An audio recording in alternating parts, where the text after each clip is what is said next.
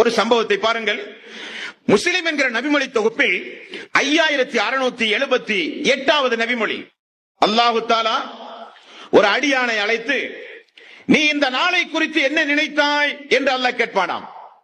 அவன் சொல்லுகிறான், அல்லாஹ்வே உன்னை நான் விசுவாசித்தேன், தூதரை நம்பினேன், வேதத்தை ஒப்புக்கொண்டேன், இந்த நாளை அஞ்சினேன், ஆகவே தொழுதேன், நோன்பு வைத்தேன், ஜகாத்து கொடுத்தேன், ஹஜ்ஜுக்கு சென்றேன், தர்மமும் செய்தேன் என்று சொல்லப்படும்.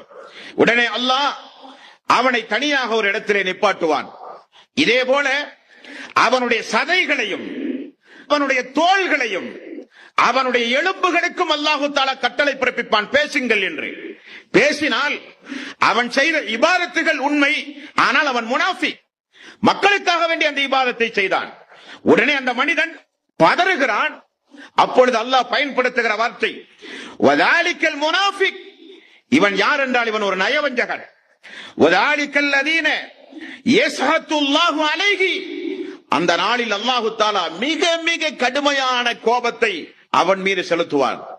மிக கடுமையான கோபம் அல்லாஹு தஆலா இப்படிப்பட்டவர்களின் மீதுதான் அல்லாஹ் செலுத்துவான் என்று நபிகள் நாயகம் ஸல்லல்லாஹு அலைஹி வஸல்லம் அவர்கள் சொன்ன செய்தியை பார்க்கிறோம் என்பது.